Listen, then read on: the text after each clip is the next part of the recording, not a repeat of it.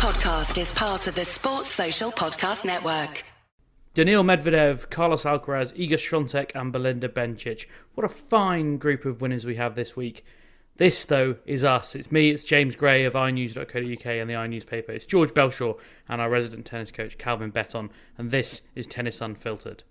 5, 4, 3, 2, 1, 0. All engine running. Liftoff. We have a liftoff.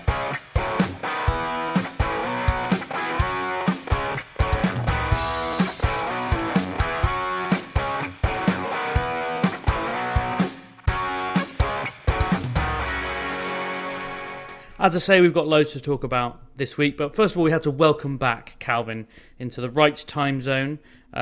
He's back from his sojourns in Texas and Florida. Calvin, how are you? How was your trip? Probably not quite the results you would have hoped for. Yeah, the trip was good. The results were a bit brutal, but you accept that in doubles, it's going to happen. And the lads have had some good results from close matches over the last year, so it's too hard to complain. But you're always a bit gutted when you lose 16-14 in a match tiebreak. Talk a little bit about the sort of difference between, you've obviously you've been to Futures, you've been to Challengers, you've been to Challengers a lot with Henry and Jules. What was it like being an ATP 250? Is it remotely different, or is there just a bit more prize money, a few more points, but basically the same tournament? It varies really. Dallas wasn't massively different. From one of the better challengers, sorry. Maybe the 125 challengers in Dallas was, but that wasn't really its own venue. That was held at the university campus, so it was a temporary site, entirely temporary site where the tournament was. Whereas Delray was at a club, and Delray was great because you got the feel it was full at every session, and there were people watching the practice courts. There were probably on each practice there were probably between 60 and 100 people watching every practice that we were getting out there when we were on the main practice courts on site. There were a couple more around the back, which was a bit more difficult for people to get to, but there were loads of people watching that. The doubles matches, the stand was full for both matches that they played in. I went to the stadium court, which is a very big stadium court at Delray. It just feels like it's in a community that really loves tennis. And that was the thing, what I noticed, that the people there, they would come up to you talking to you, and they just have a real love for tennis in Delray. It's an old tournament. It's been going for some time. So, yeah, but the main difference, I would say, is that you get free food at 250s. That you don't get it at Challengers. So, but yeah, no, there's not a load of difference, But then again, when you think about it, there's not going to be, because the highest challenger is now, I think they do 175. Yeah, and the two, even the 125 challengers are pretty big events, especially in the ones that we have in the UK in on the grass in summer, and the ones that they have in France. They're pretty big affairs. But two very different tournaments. But two really enjoyable ones, other than about we were a total of about half a centimetre away from winning both matches. So horrendous. It's interesting, Delray, it's become like a real hotbed of tennis. I remember when I was talking to Mark Gellard, Magdalene Net's coach, and says that they've moved out there, and he listed all the players that were within 10 minutes drive of where they based themselves. And it's like, well, of course you base yourself there, because you've got a choice of top 20 hitters, like all within 10 minutes drive. It's really sort of tennis centre now, isn't it? Yeah, well, I was surprised actually, because there were various players who would be there, and I just assumed they were in the tournament, but they weren't in the tournament. They just, for one reason or another, happened to come down the club. Like Vance Tiafoe was there; he wasn't playing in the tournament, and there were a couple more. And I think it's just that they lived near there, and they've probably come to see. The players are they're their mates, so they're probably going to come and see their mates for 20 minutes. But I mean, the other thing that struck me while I was there was just that I never really considered was how popular Taylor Fritz is in America. At the minute, which would make sense as the American number one, but I'd never really registered at that. But at both venues, he was filling the stadium, and there was a real buzz that Taylor Fritz is on tonight. So that was quite a surprise to me. And great that he has come out and delivered. And let's get straight into it. I mean, we talked about Henry and Julian obviously brutally losing out 16-14 in a final set deciding tiebreaker. But Taylor Fritz made it all the way through to the final, and he beat Miomir Kekmanovic 6-love, 5-7, 6-2. He wasn't the biggest title winner last week, because we're at that point in the season when there are about 8 or 9 different title winners each week. But he nevertheless is, I think, on the verge of making it into the top 5 for the first time. George, I mean, we often talk, and George Bellshaw, I haven't even asked you how you are, but why don't you tell me how you are by channeling that into an answer about Taylor Fritz making his debut in the top 5 next week? I'm probably not as good as Taylor Fritz was yesterday in terms of joy and happiness, but I'm fine. Good. Yeah, I think Fritz remains quite someone I suppose I'm still a little bit on the fence about in terms of whether I think he can go all the way, but he's another guy who's probably going out every week at the moment and kind of trying to change my mind in quite a convincing way. I think, again, I don't think the field was necessarily the strongest that he's come through. So, Gomez, Mannarino, McDonald, Kecmanovic, those were all pretty winnable matches for Fritz. And he probably still sits in that camp for me of being someone I'm backing more and more to beat the people he should, but not backing him as much in the biggest matches. But yeah, look, any guy who's getting close to top 5 in the world is playing very consistently and having big results at big events. There's no other way to do it. So, good for him, I suppose. And good for, we've talked on this podcast before about how good it is when tennis is big in America, and having Taylor Fritz, he potentially, by the time I know the French Open won't be his biggest event because he's not necessarily the best on clay, but even going to Indian Wells and Miami, and going to those events, he's obviously the defending champion in Indian Wells, and Miami's in Florida, it's tennis central again. Going into those events with an American highly seeded, and he will be, I think, probably 3rd seed by then. That's a big deal. Yeah, we've spoken a bit about his kind of potential slam chances. I don't see him winning the French Open, but if he carries on this form and he's coming into Wimbledon, there's not that many guys I'm looking at and thinking I'd be that worried about against him and the way he plays on the grass.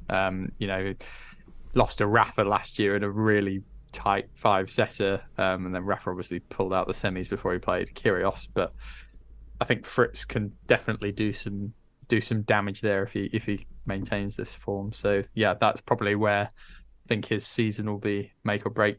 Good couple of weeks in the hard courts, as you just mentioned, but then really thinking about Wimbledon beyond that. George, I'm glad you remembered about the existence of Rafa Nadal this week. We had a 5-star review, and as you know, if you leave us a 5-star review, I will always read it out on air. The title was Unapologetically Unfiltered. Mini Tennis writes, love the new name, fits you all to a T. Great AO review, especially the part where George couldn't remember the third one, also known as Rafa. A bit late with this, but hope Calvin wore the hat. That is now 3 mentions of the hat, Calvin. I think if you go back to Dallas next year, we're going to have to enforce this, because the reviews have been overwhelmingly positive, even on the possibility of a hat. Well, I didn't have a picture of a hat, but there might be a video of me on a mechanical bull. Is that safe for work? Is that pre 9 p.m? Yeah, we went down to there's a part in somewhere in Fort Worth in Dallas called the I forget what it's called, Steelworks or something.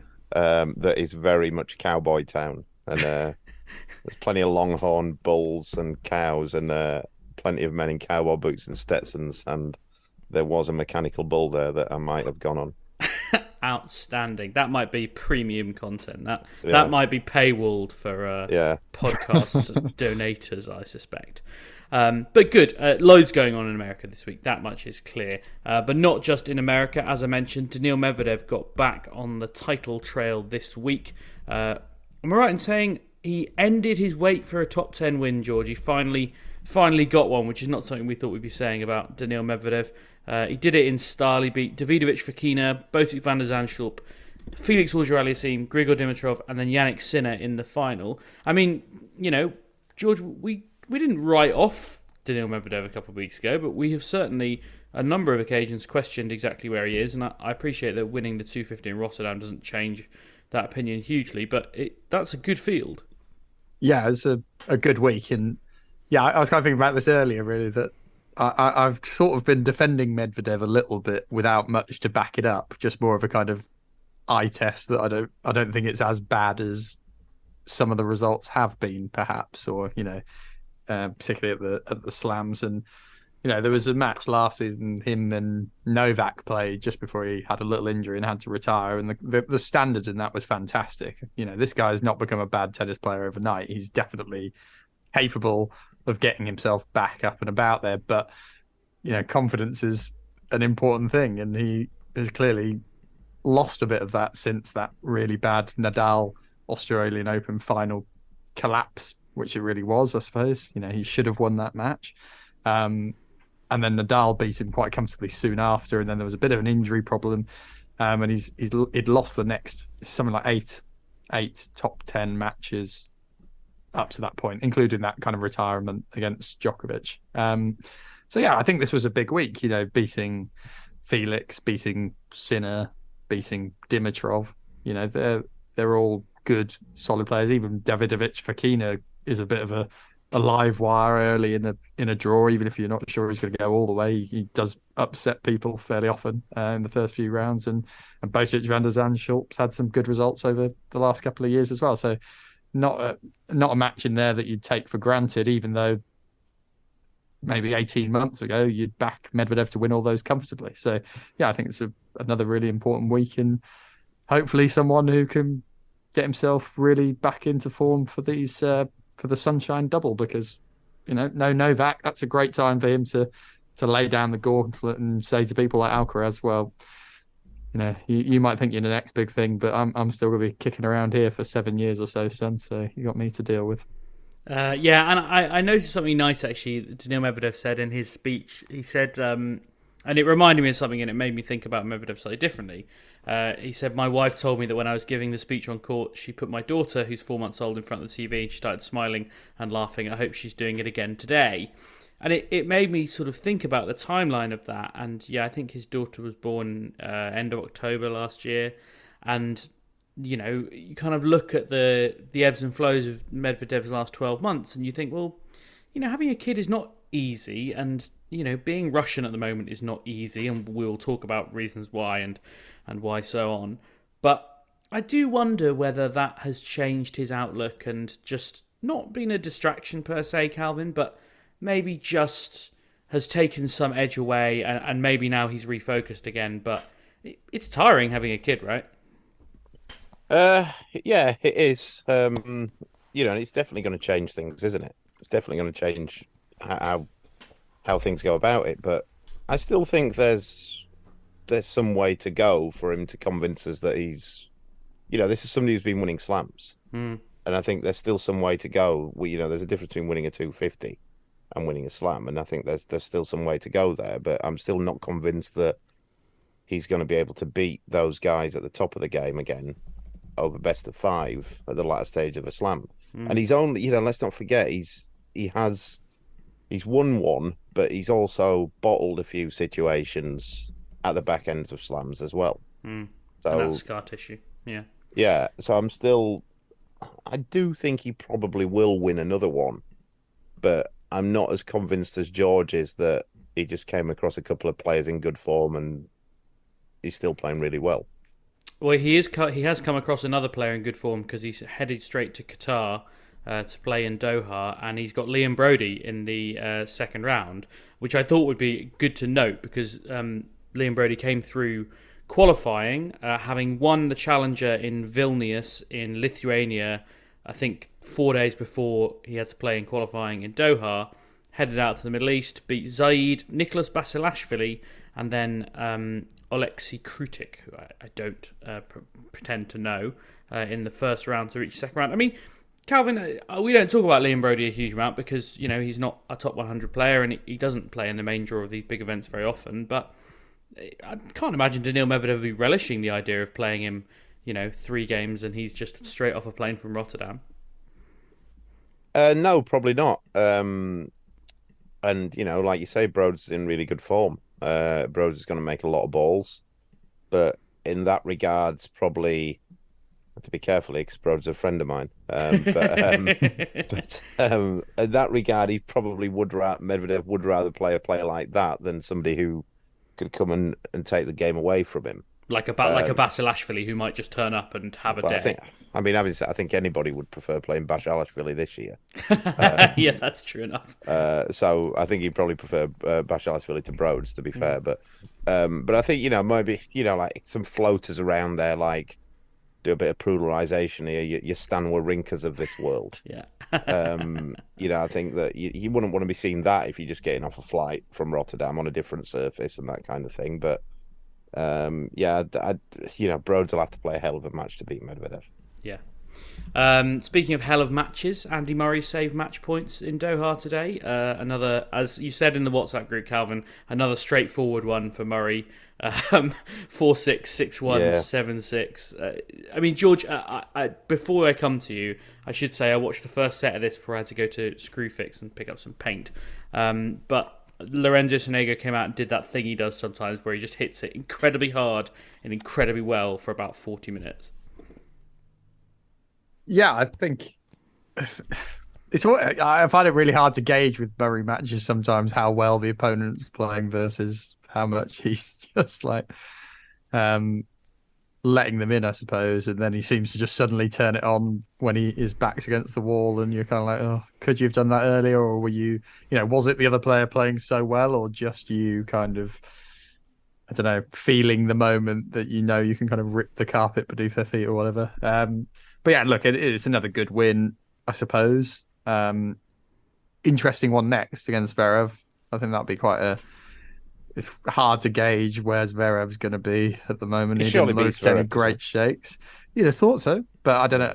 Zverev hasn't beaten anybody else since he's struggling, but when's he going to turn the corner? That feels like one that Murray sort of should win, but is his body going to bounce back from another tricky one with Sonego? Who knows? I was just going to say actually on Medvedev though, James, which is why I wanted to interject that this is another pretty good field for him at the minute when you consider where Zverev is and Rublev's the top seed. So there's a good chance here, but the one player in the draw who's got a weirdly good record against him and someone you might not have kind of expected is Bautista Agut, who I think's got like a 4-2 head-to-head against him or something. So he's lurking somewhere in the quarterfinals. So that's probably the one name that stuck out to me as someone who might weirdly and perhaps counterintuitively, given who you'd expect to give Medvedev the problems, actually does get under his skin in some weird way. So yeah, I feel like Roberto Bautista Agut is the kind of player he has a couple of head-to-heads. I can't think who the other one is, but he is someone who, he's not going to surprise you, but I do feel like he can be quite tricky to play against. Like, he hits that quite flat ball, makes a lot of balls, like doesn't get a lot wrong. And I feel like if you have a bad day, and Medvedev's a very expressive guy, it's part of the reason we love him, but he does have those big days and big blow-ups. That might be the kind of one that does him.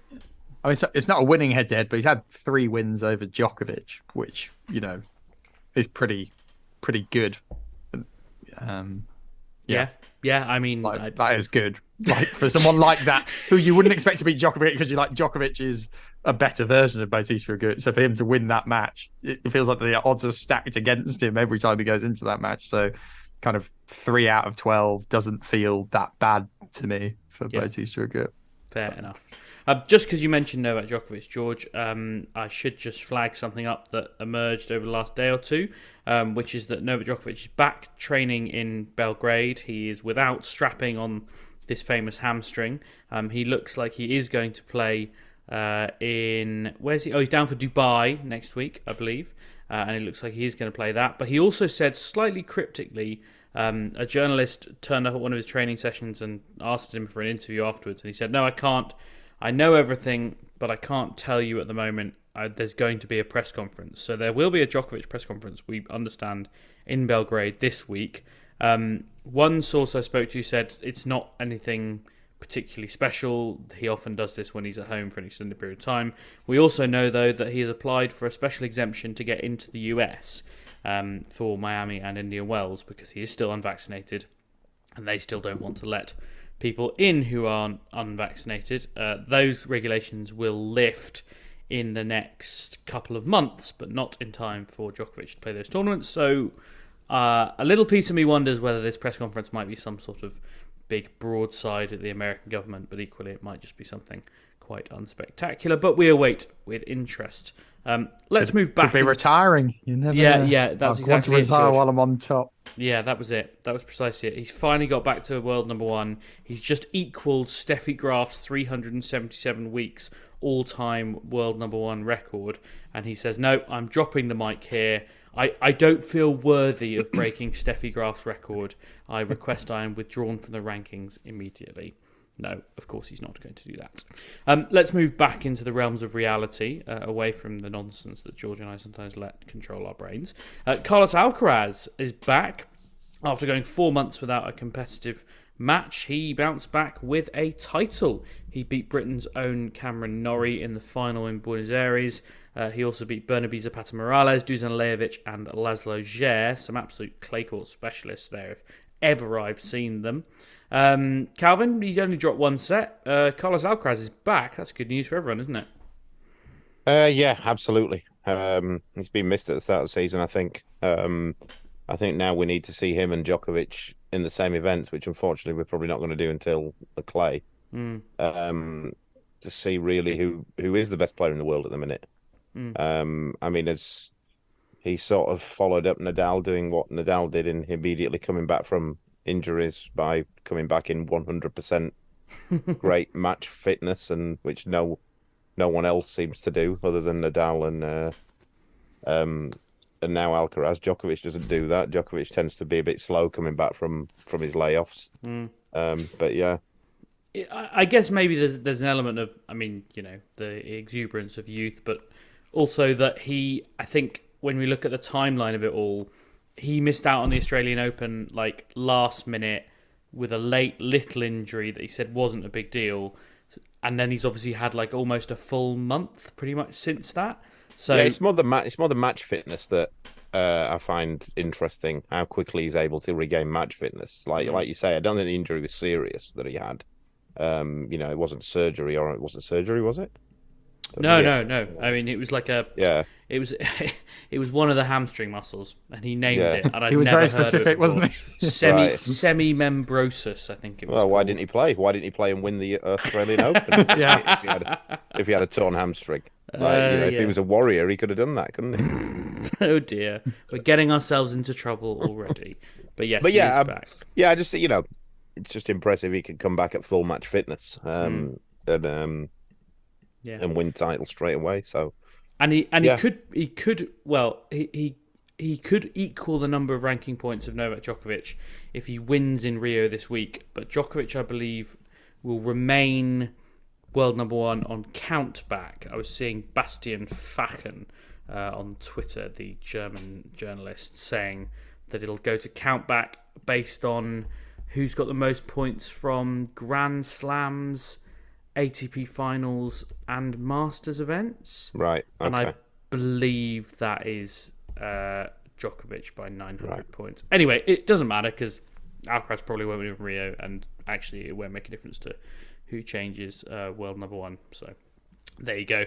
Means he will almost certainly break Steffi Graf's record. In fact, I think that means he basically will break Steffi Graf's record next week, and we'll talk about that maybe a bit more, even though George and I have already talked about it. I saw that the talk about that record earlier on, equaling Steffi Graf. I find that weird because it's two different sports.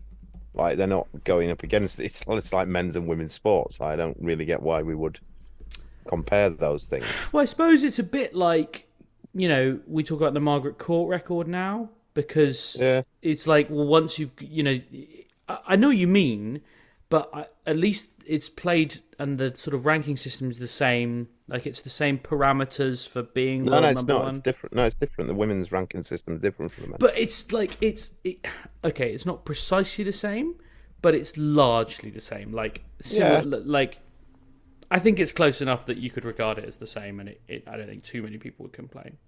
Yeah, and I wouldn't complain. I just say I found it a bit strange that we would compare. Like, I'd do the same for the slams. To be fair, I wouldn't compare the men's to the women's because they're different. They are different sports to a degree in that you tend to get the women win their slams younger, than the men's do, or historically they have. If you look at the amount of slams that have been won by teenagers, it's a lot more in the women's than it is in the men's. Yeah, because like Celes, Graf, Hingis, the Williams sisters were both winning slams as teenagers, whereas when someone does that in the men's, that's a hell of an achievement. Like Alcaraz did it last year, and Nadal had a couple, I think.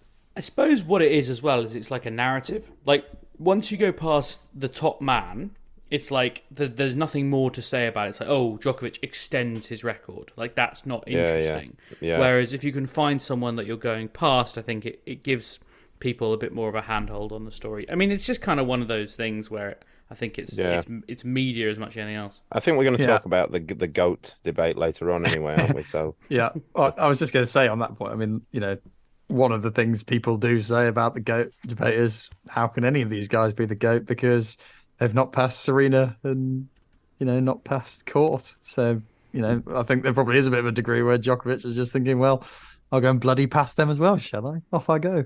So, I mean, people will tell you that, and I have already read at least one tweet today saying, oh, why are we comparing it to Steffi Graf? It's just because the media wants to put another obstacle and not give Djokovic the credit he deserves. Of course, it's total. Well, we have to give him some obstacles, don't we? Or as you say, it does get a bit boring. Well, just like if you said, as many people would, that 5 years ago Djokovic became the greatest player of all time, and if we all accepted that, then he just keeps winning, like what are we going to say? Just like, oh yeah, Djokovic won again.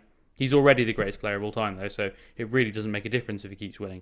Like, it's not interesting. Like, sport isn't this kind of empirical pursuit of some kind of truth or perfection.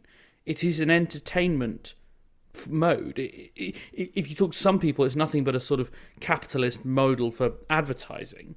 But it is an entertainment, and it is about talking about it and discussing it. And if you just want to, like, put all these absolutes in it and say this is the answer, then it gets incredibly boring. Sorry, I mean, this is my when people get annoyed we have opinions rant, and it's been misdirected at you, George, but it's a point that bears making again. I was going to ask you about Cam Norrie, George, if you'd like to veer away from having an opinion. Yeah, good week again. I mean, I suppose this sort of sums up where Norrie is as well, doesn't it? The minute that he's pretty consistent, he beats a lot of people he should.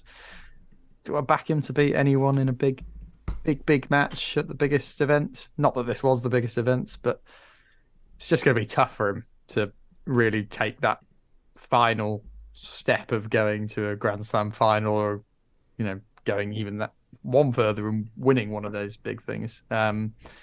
Because you're going to have people like Alcaraz and Djokovic, and whether you're me or Calvin's view, Medvedev or potentially Zverev, or so yeah, I think this is just a bit of a where Cam is at the minute, and I'm not sure.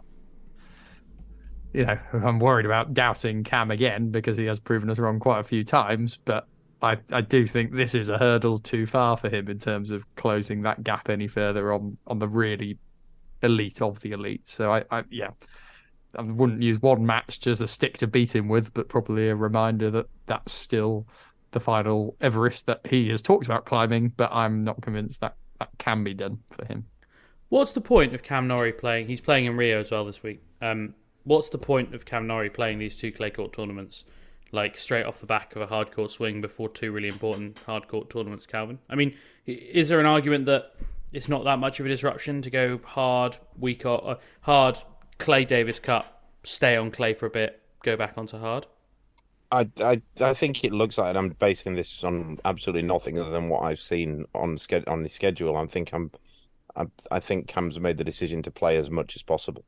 Right. He's trying to get as many events in. He's trying to get as many points. He's trying to make as much money as he possibly can. I think that's the only way that we can look at his schedule. He plays all the time. Yeah. He plays nearly every week that he can play. I don't think he cares too much for. Sort of rest and recuperation and that kind of thing, or until it becomes an issue, he doesn't care too much for it. But by the looks of it, his intention is he's going to play a hell of a lot of tennis this year. Historically, he's played events like Delray Beach instead, hasn't he? And kind of kept a Yeah. bit more of a kind of hard court consistency. Um, I wonder if there was something a little bit about the Australian, maybe thinking I can get a back-to-back event in a little bit later. Maybe didn't get the points I quite was expecting to get from that. Really feel I need to make up a bit of ground somewhere else. I guess as you well, never tell. like Davis Cup being in Colombia, like and on clay. Yeah, there's an element. You've made the transition already, so I mean, I guess I just, we talk a lot about Cam's schedule for one reason or another, and he did play an awful lot when he first got into the top 10. That was how he got there, was as much by playing well and winning events, also by playing a hell of a lot of tennis. And then he didn't, and he still hasn't really done it, apart from that run to the semis of Wimbledon. He still hasn't really done it at the slams, and he said before last season that I'm going to play less and kind of focus a bit more and try and peak at the Grand Slams. So this feels like a little bit of a backward step, and when you add in the various exhibition stuff that we've talked about as well. But I don't know. I mean, if he gets back in the top 10, like, who are we to argue? Yeah, I'd say that the slam stuff, this bit of the schedule, I'm not so worried about, in the sense that I feel like you can maybe pick and choose some of the clay events closer to the time. I mean, if he was playing like a Lyon or Geneva the week before the French Open, I'd be more worried than him kind of picking up some matches in February. But that said, a lot of points in Indian Wells and Miami, so it doesn't... Same number of points. Like, arguably, the Sunshine Double is effectively a slam, because it's they're both 1,000 events, so they compare favourably to one Grand Slam, and they're both on the same surface in relatively similar conditions. I know Miami's a bit more humid, but very similar conditions. Like, shouldn't you actually isn't there an argument you should treat the Sunshine Double like a slam? Yeah, there is definitely. I've just come up with that on the spot, and I love it so much. I'm like, this is what I should be calling the Sunshine Double, the fifth slam. I'm not against it. I'm not against it. Great, excellent. See, I do occasionally stumble upon good Although ideas. I don't like the Sunshine Double that much, as we've discussed before, so I'm reticent to have it called a fifth slam. But quite. All right, let's move on to WTA, because Iga Swiatek is hitting. Well, she's about to begin her 40-match winning streak again, isn't she? I'm starting to think this might be her time of year. She won her first title of 2023. The first player, I believe, to defend a title from 2022, my knowledgeable note maker tells me. There is a question, as I pointed out in a tweet that I now can't find by someone else. There is a question about how much she might play this season. She said before at the Australian Open that she felt she wasted a lot of energy in the week before the Slam, and she also just, I think, feels like she's a little bit burnt out. The quote was, "For sure, after such an intense season last year, I think it's smart for me to kind of chill down with the amount of matches and just focus on the quality and not the quantity." Calvin, I'll be honest, that doesn't fill me with excitement when I hear the runaway world number one in women's tennis, a sport that is crying out for more exposure and more excitement, say that she's not going to play quite as much tennis.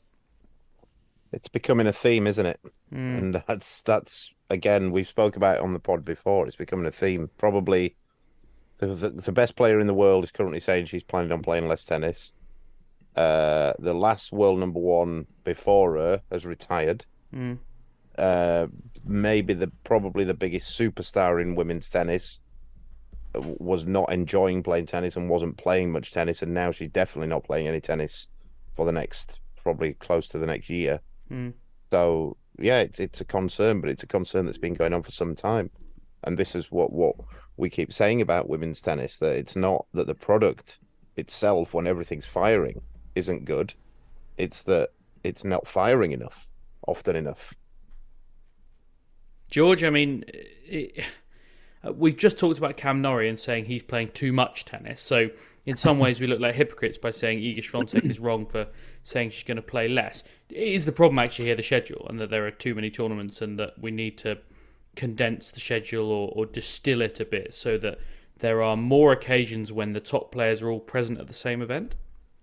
Yeah, I mean, I guess on the one hand you'd say, well, Swiatek probably will play more than Djokovic and Nadal in terms of like big names. The difference is, however, that this is someone who's 21 and has their whole career ahead of them.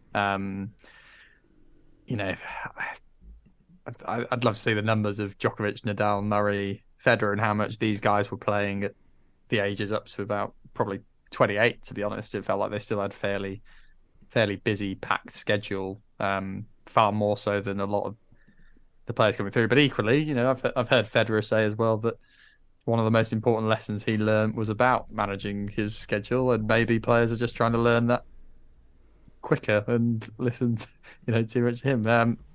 I guess the other side is, and Swiatek's quite aware of this aspect, is like burnout as a whole. And I kind of do get the sense she's quite conscious about being aware of when she's kind of having mental challenges. And I'm not, not saying there's any particular problem going in, but it seems to me that she's in a bit of an environment where that sort of thing is something they're heavily factoring in. And when there are dips in performance, they consider that quite carefully. So it doesn't necessarily surprise me that she's talking about playing a little bit less. I still think she'll play a pretty fullish schedule, though, in terms of what I'd expect a world number one to be playing. I don't think it's that controversial for her to step away from 250 and maybe not play doubles, pick and choose 500 levels. Yeah, I don't think that's totally crazy. I think the doubles bits is maybe a bit of a shame in the sense that I feel like that's been a contributing factor to help her get to number one. Good level of variety and ability and hand skills and all the rest of it. But at the end of the day, she's going to make a lot more money prioritizing singles, isn't she? And I'm sure, as Calvin will say, there's probably a few doubles players who'd be quite pleased not to have a world number one who's just picking and choosing when they want to play, who might pull out if they're going well in the singles. So there's pros and cons, I suppose. Yeah, and I just wanted to look at the like chronological kind of progression of WTA number one, and it kind of illustrates the problem Calvin's alluding to, that Iga Swiatek, as discussed, Ash Barty before her retired, Naomi Osaka before her didn't like playing tennis, and as Calvin says, she's now having a baby, and that's obviously great, but she's not playing for another year. Before that, Simona Halep, who is currently suspended pending investigation into a failed drugs test. Caroline Wozniacki, who is retired.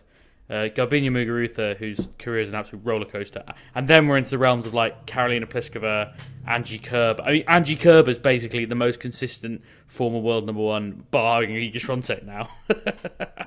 Maybe Victoria Azarenka, actually. They're the superstars we should really be looking to. I don't know. Maybe I'm wrong, but yeah. And also, I think it's worth pointing out that such as like the ones who we thought were going to step up, like Paula Badosa, has just fallen off a cliff. Yeah. Like that was another potential superstar. Bianca Andreescu's kind of finding a bit of form, but isn't really. We kind of hoped that she'd be further to being back at her best before now, I suppose. Amanda Anisimova, who pulls in a lot of crowds, she's very popular. She doesn't seem to be able to string any results together. It's again this problem of. I do think I'd be interested to see how Sabalenka kicks on now, because I think she has a potential to be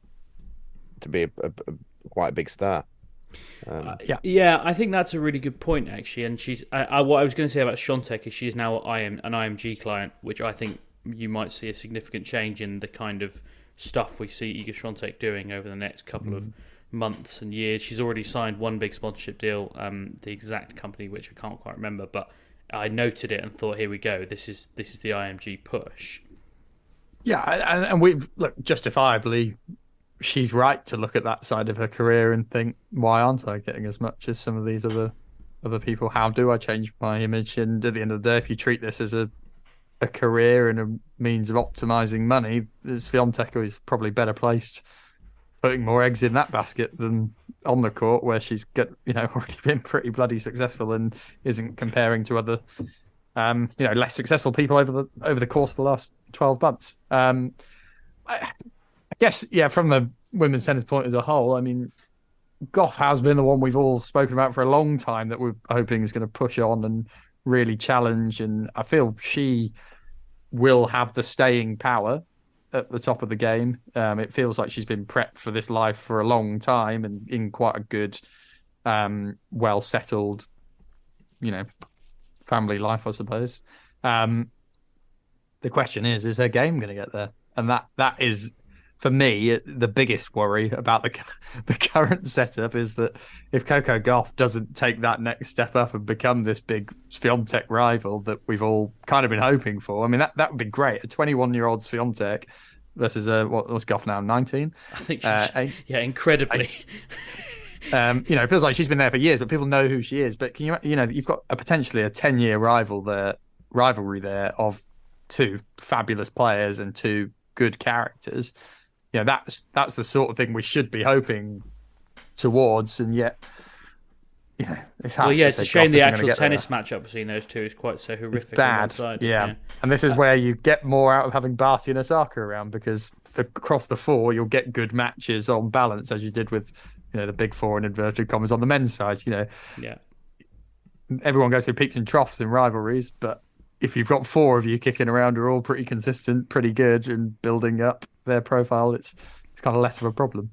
Yeah, Calvin mentioned Aryna Sabalenka. I read her quotes from her pre-Dubai press conference today, which I thought was quite interesting, as much as Sabalenka ever is at 250 when no one's going to ask any decent questions, because 250s, the field is not always as strong. It's a 500 Dubai, but irrespective, some of these tournaments, you don't get very good press conferences, and the reason is not the talent sitting on stage, put it that way.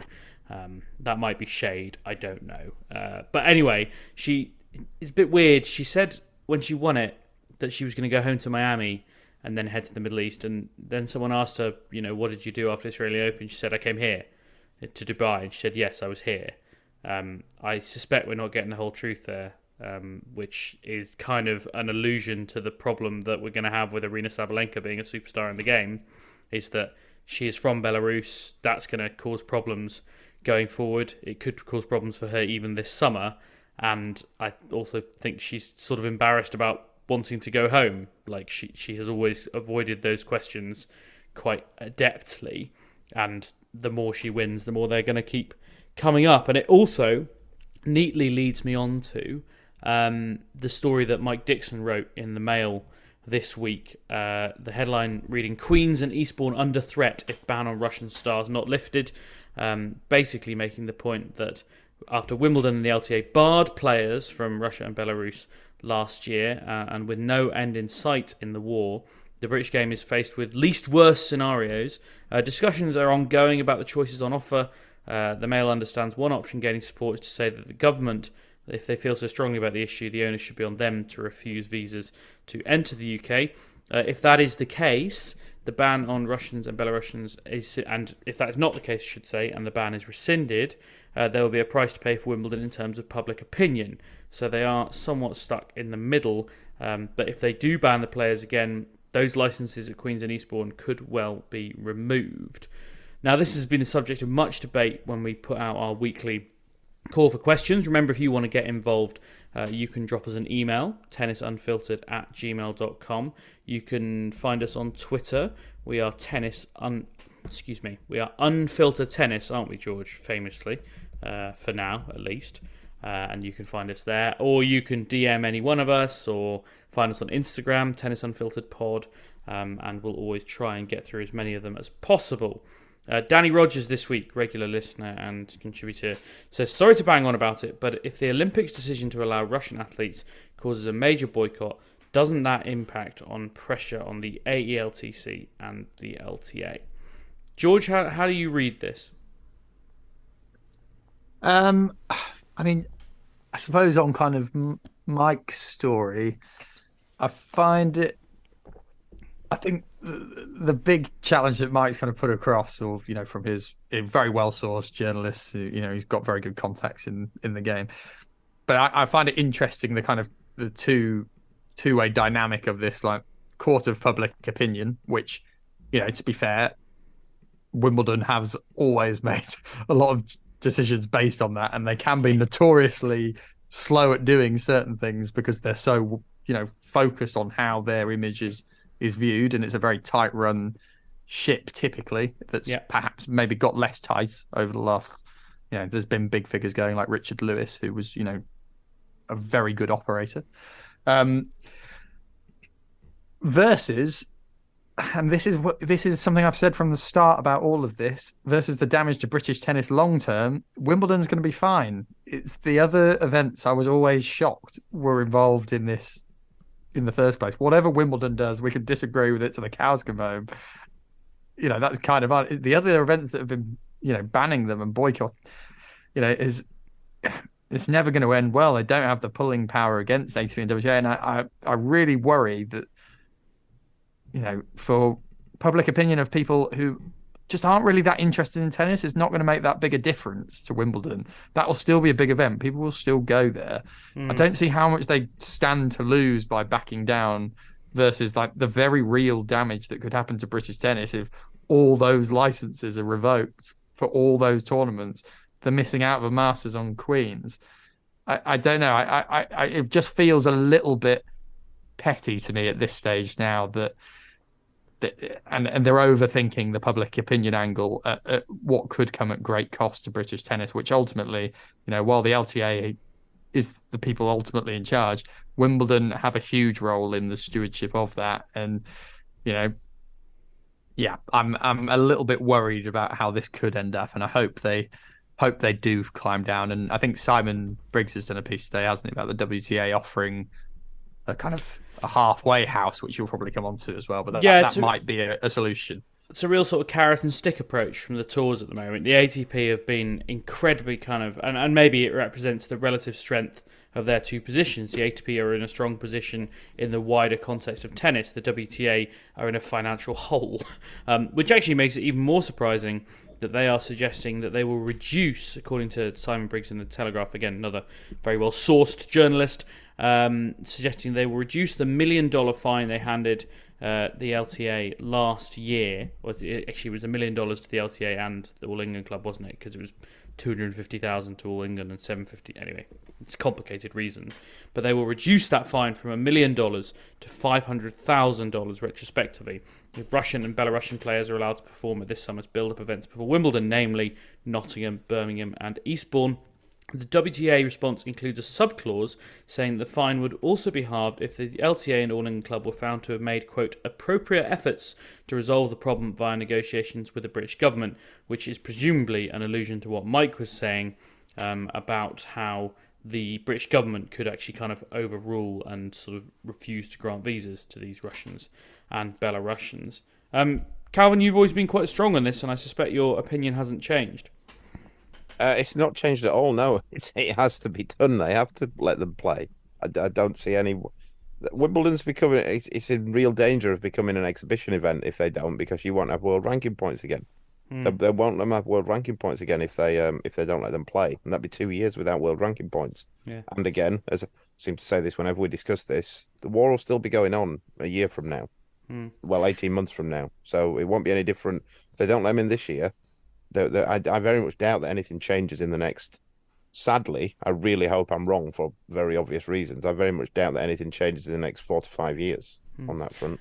I did an interview, a series of interviews last week with 3 different Ukrainian Olympians who have won medals at various of the recent Olympic Games, 2 of whom are now politicians, one of whom is a serving soldier in the Ukrainian army.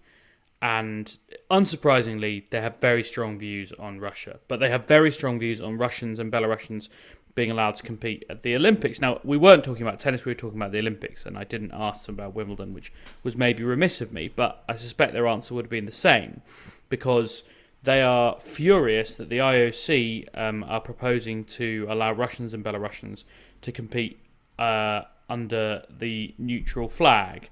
One of the Olya Saduchuk's point was that there's no neutrality in rape, in murder, and in these things that are taking place daily in Ukraine. And that is obviously a very compelling way to put it. Calvin, if there's a widespread boycott of the Olympic Games, either by Ukraine or by a group of nations who are proposing to boycott the Olympic Games, can you see that changes the equation for Wimbledon? Because all of a sudden, they're not an outlier. At the moment, Wimbledon's a bit of an outlier, not just in tennis, but sport more widely. Would it change if there became this huge movement at the Olympics? Or is the Olympics just a total anathema? It could. I don't, I wouldn't like to predict one way or the other on that, but I do think it's different. And I happen to agree with the Ukrainian players on that front, purely because when you're at the Olympics, you're representing your country. Everything is about the country. The actual athlete is largely irrelevant. We remember the athletes who win them, but at the start of it, they walk out there representing their country. If they win it, even if, we can say they're going to have a neutral flag, but everyone knows where they're from. Yeah. But we have the medals table. We have that kind of thing. At tennis tournaments at Wimbledon, they're independent contractors. The country that they're from is entirely irrelevant. We don't have national anthems before the final. We never have done. We don't have them when they've won it. It never gets mentioned. It doesn't no need to mention where anyone is from. I don't even know if they do that in the event, in the winner's ceremony, whether they mention where they're from. That's a good point. So I don't know. They're completely independent contractors, and I know that from being around tennis players, that the country that you're from never gets mentioned. It's it might get people know where people are from, but it's irrelevant where they're from. They're independent contractors, and as I've said before, they're still. I think it's something like, I forget the actual number, but we're discussing it in our WhatsApp group. There's still something like 250 Russian footballers playing football around Europe, and that hasn't they've not been stopped playing football because they're independent contractors. They're going and playing for clubs. George, would an Olympic boycott or some kind of change in the wind, would it change how you feel about it, or do you think it could change how Wimbledon feel about it? I mean, the indication from Mike and Simon's pieces, and is something that is true about Wimbledon that does make this a bit different, I suppose, is the pressure from the government on this. And there is a lot of, the British government's stance is very much about trying to show they're doing well in Ukraine and supporting them. That's long been a strategy of the government, I would say.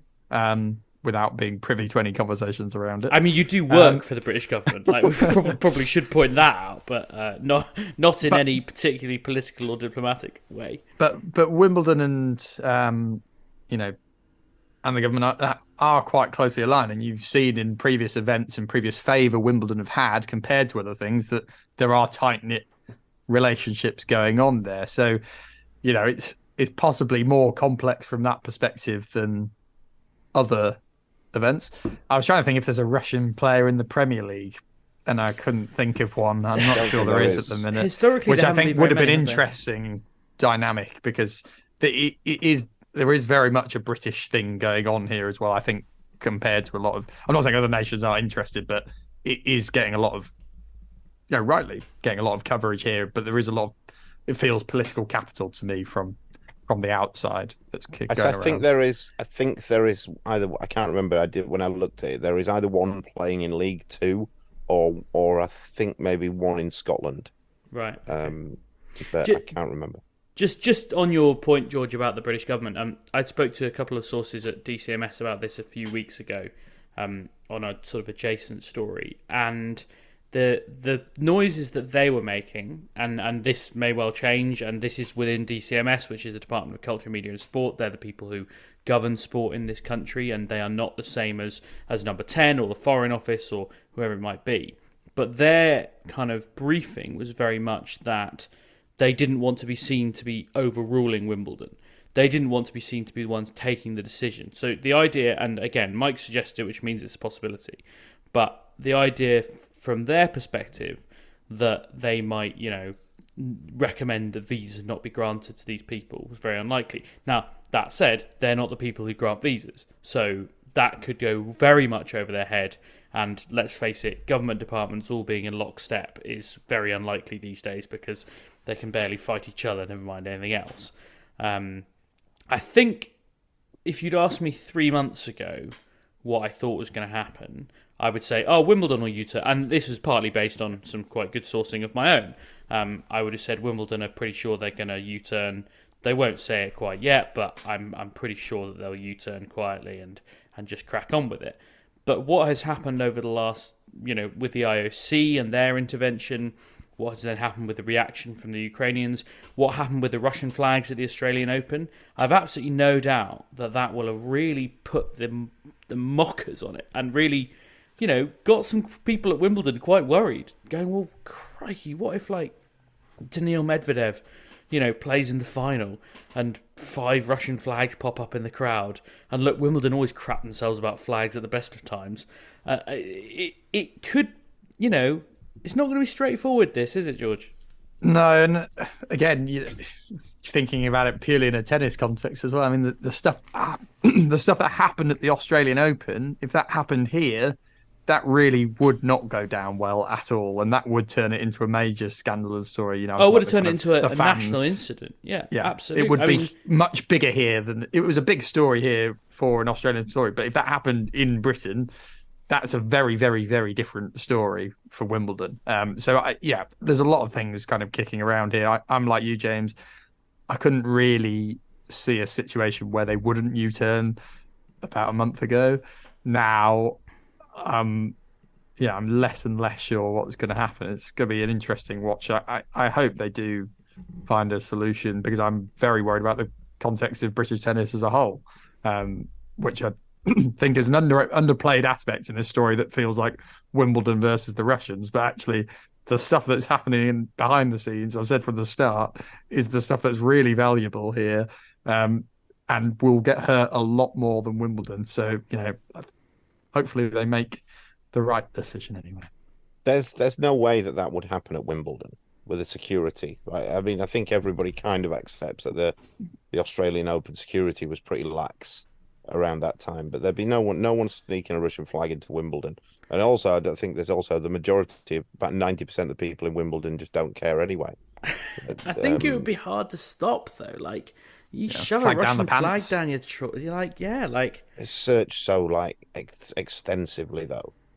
I just don't. I didn't think it was that extensive last year. Is all I'll say on that, as someone who. Yeah, you should have seen what George smuggled in. Normally, yeah, it wasn't as heavy-handed as I actually thought it might be. Wimbledon said when I spoke to a Wimbledon source the day after that happened, they said what Calvin's, which was that would never happen here. But of course they would say that. So I don't know. Right, we've got loads of listener questions to get through. We've not had a break because someone's upgraded my Zoom account. So that's exciting. I say we just crack on because I don't see much fatigue from the lads. They're up for best of 5. So we'll try and tear through as many of these questions as we can before my dinner gets cold. So I was thinking, God, I can't believe that 10-minute timer's not cropped up yet. I'm living in a parallel universe. What the hell? Right, we're going to start with a question on Twitter from BuyandSold. And it was directed at Calvin, but I'll throw it to the floor. Calvin, you can go first. What is Adrian Mannarino doing that makes his game seem so different from every other player, and why nobody else does it? He has a career high, and also, additionally, he has a career high ranking of 22. What would it be if he was right-handed? First of all, I mean, the obvious thing that he does differently, he has his racket strung much, much lower than every other player. Yeah. And I witnessed it firsthand last week. I actually wanted to sit and watch him play a match. And it's interesting how he plays with that, and he utilises that. He basically he swings very slowly and lets the racket just kind of guides the ball around.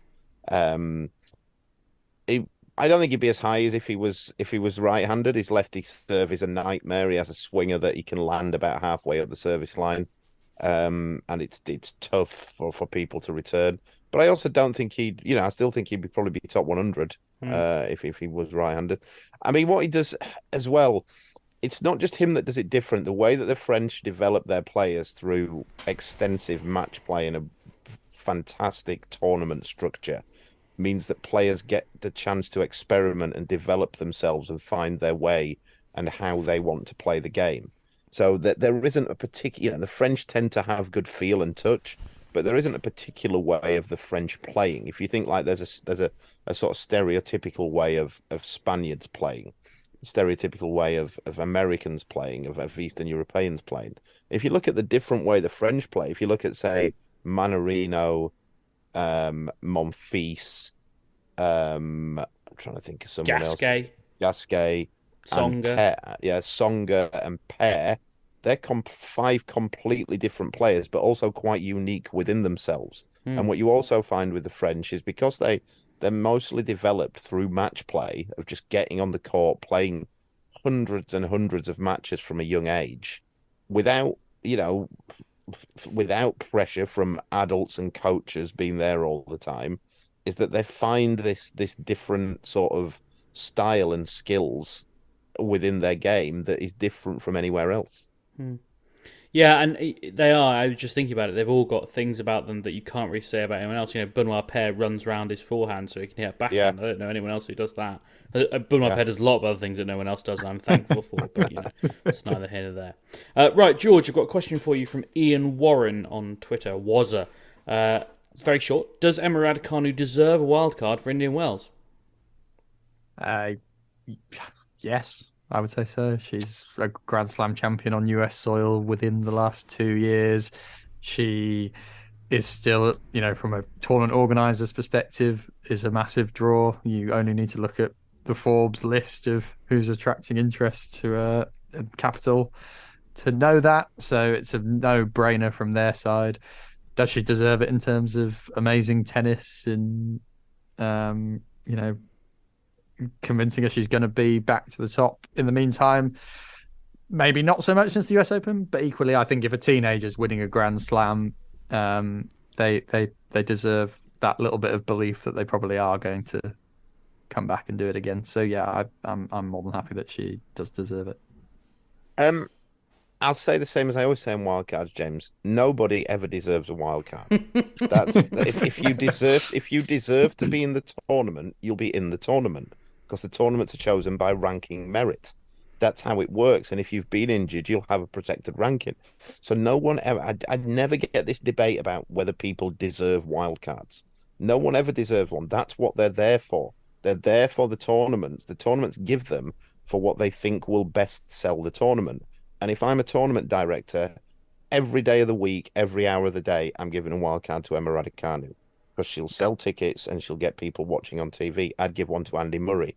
I'd give one to any player who's been at the top of the game.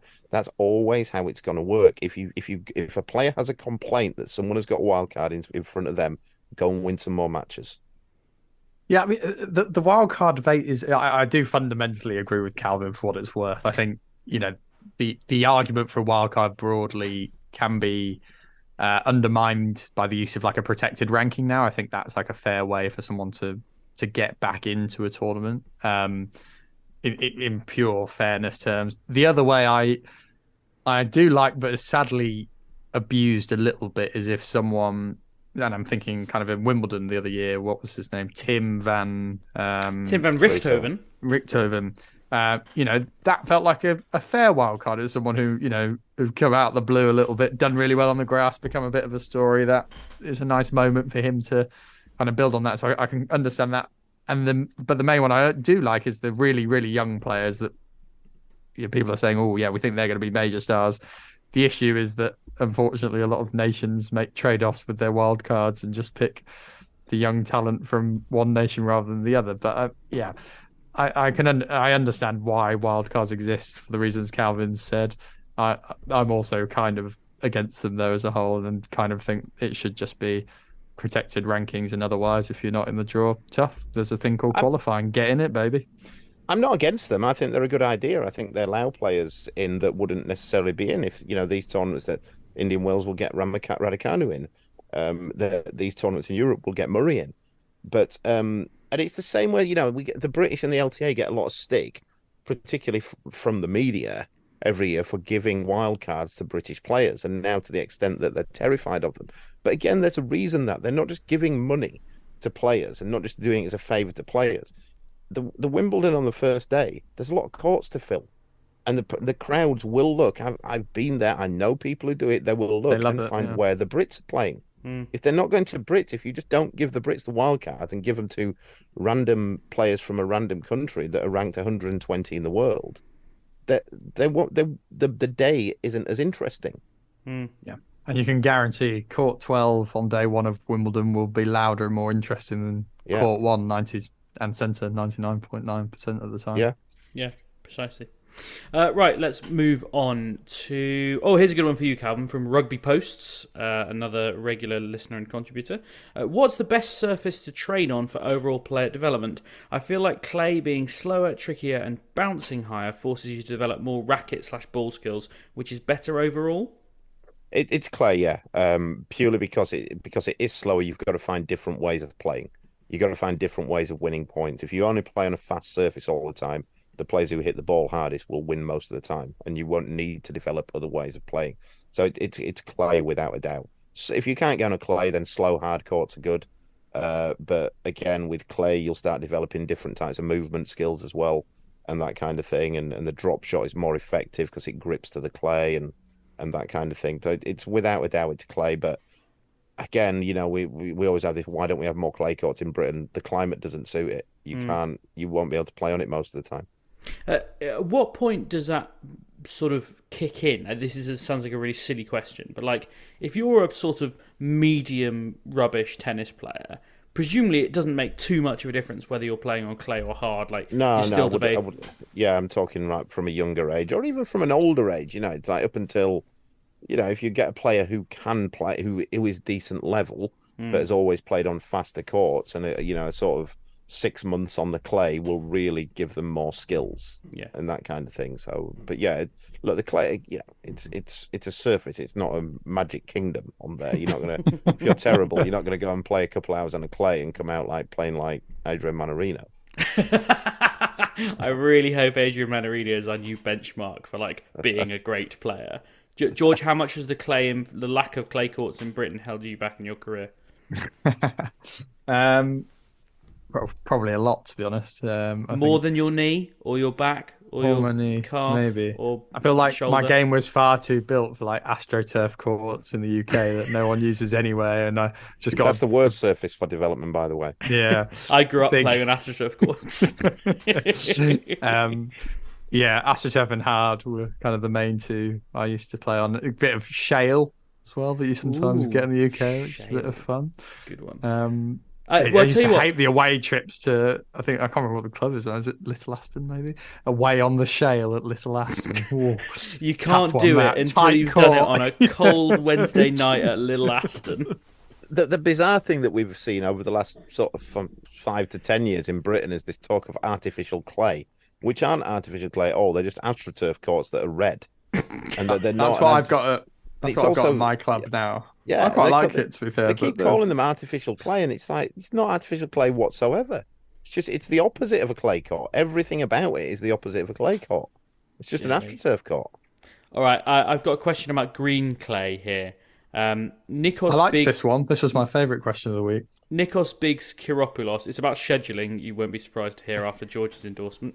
Re your recent calendar discussion. I had the idea a few years ago that Miami should be on green clay. The surface has faded in pro tennis since the US Open used it ages ago, but it seems like it would be the perfect segue between hard and clay court seasons and help make the event unique. Plus, use a surface that's quite common in the US, including Florida. Thoughts? Well, just before either of the two experts join in, I've never seen a green clay court in the UK. I'm not convinced there are any. No, there are. There are. Okay. There's much more green clay than red clay. Oh, that's interesting. But certainly, whenever I see clips online and stuff, and the US Clay Court Championships, I think is still held on. Maybe that's grey clay rather than green clay. It's the same thing. Yeah, right. Okay. But it does seem like it's quite a common surface in the amateur game, and it's strange that there's not. That really is the only high level tournament played on it. So, George, your favourite question: do you think Miami on green clay will be an advancement?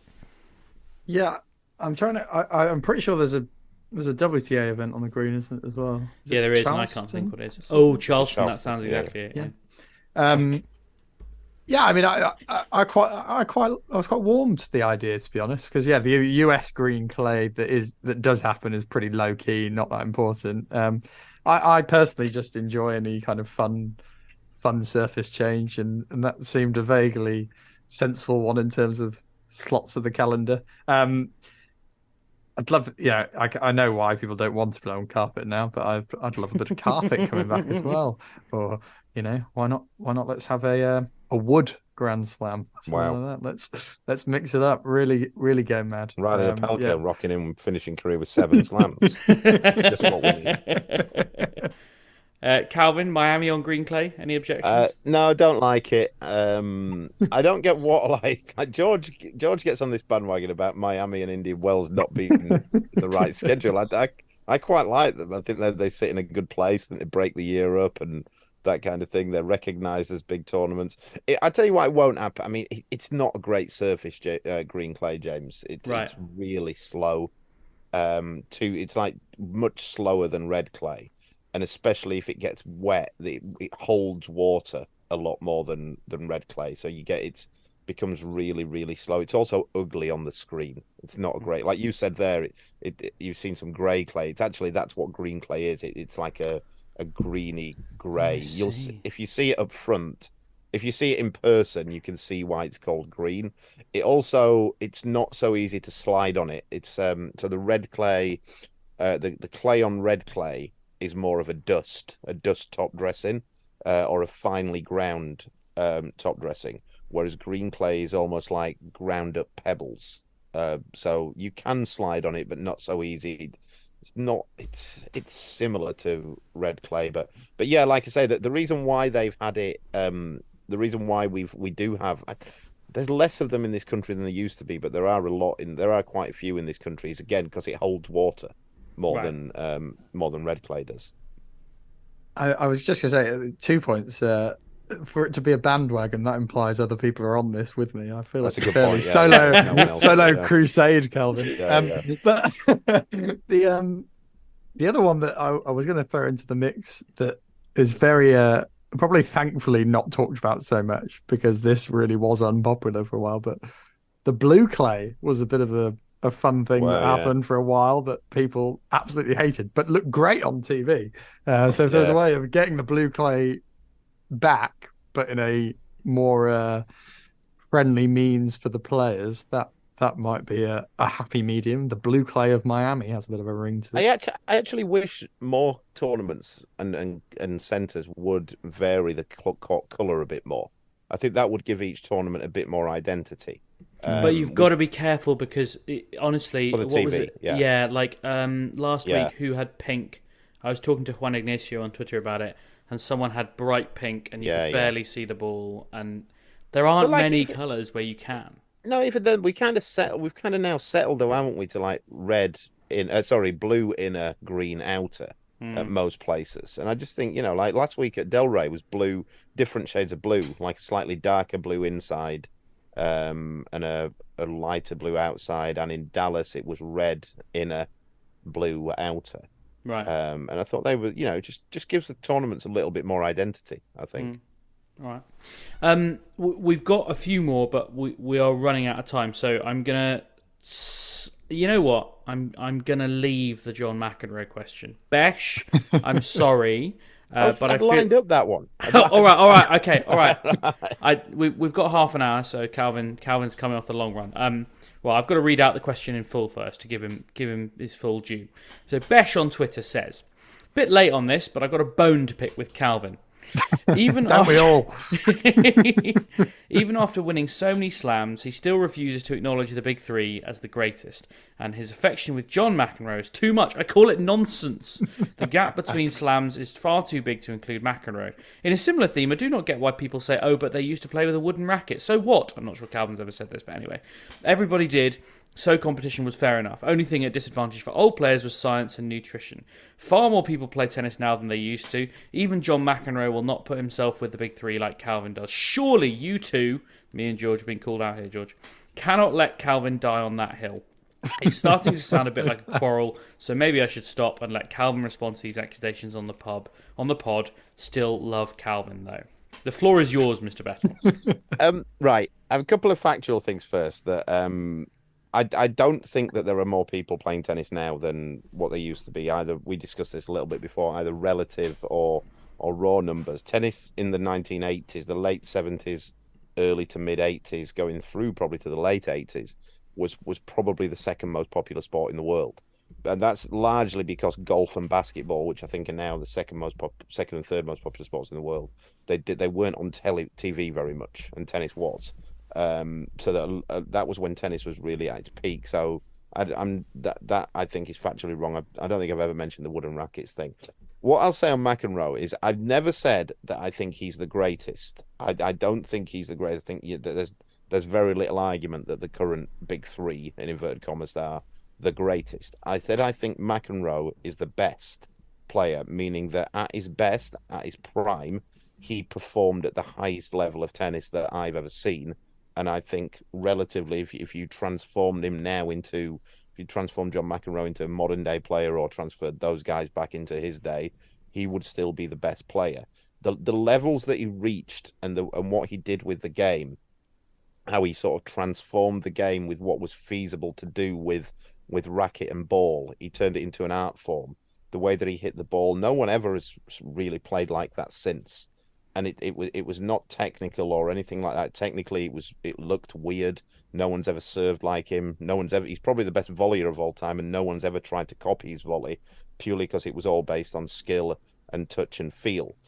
And I don't think when we're talking about the best, what I'm talking about there is that we come away from the numbers in sport. I don't like this idea anyway of judging the greatest in terms of numbers. I've said a couple of weeks ago that prior to, if you purely want to go on numbers and say that the person who wins the most slams is the best player of all time, then you have to believe that Roy Emerson is the fifth best player of all time because he has the fifth highest number. And I don't think anyone actually believes that. So I don't think you can go just on numbers.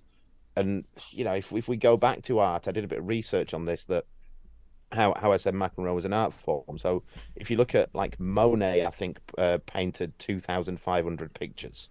Van Gogh painted 900. Leonardo DiCaprio Leonardo DiCaprio hasn't painted any. Made a couple of good films, but not one about tennis.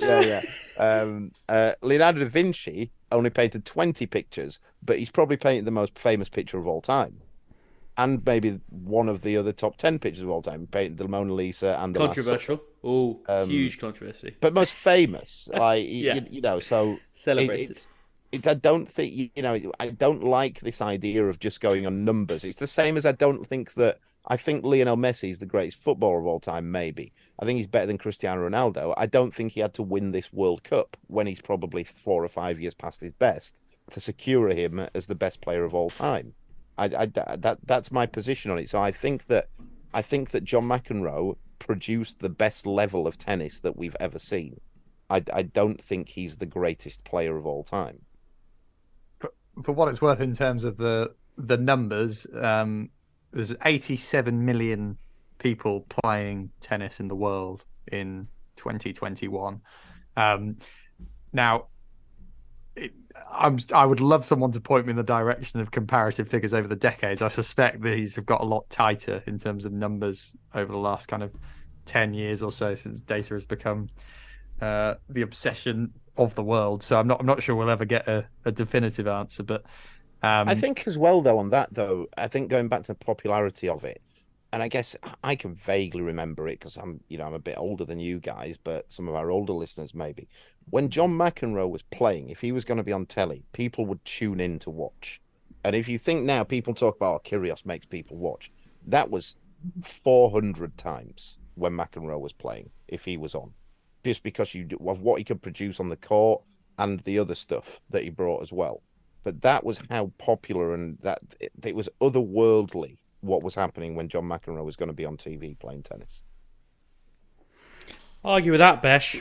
I hope you feel answered. I certainly wasn't expecting Leonardo DiCaprio, Leonardo da Vinci, or Vincent van Gogh to get any mentions on this evening. That's got to be the most prep Calvin's ever done. Absolutely unbelievable. The only prep I did was looked how many pictures Monet had painted.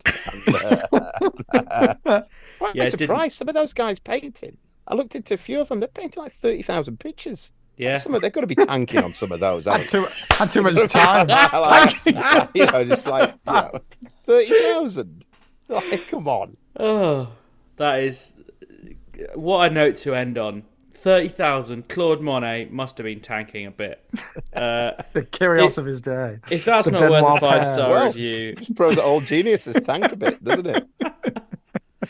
if you can point me in the direction of some of Claude Monet's famous tanks, I'd really like to see them. They're probably in the British National Gallery somewhere. And if anyone can point us in the direction of good participation figures by decade, I would love to see those as well. Don't just get me out of started on interest. there's a whole podcast to be done on participation figures. And how I promise that will never see the light of day. Yeah. If we ever record that, I assure you, no one will ever have to listen to it. That's my promise to you. The only thing you need to promise to us is that you come back next week.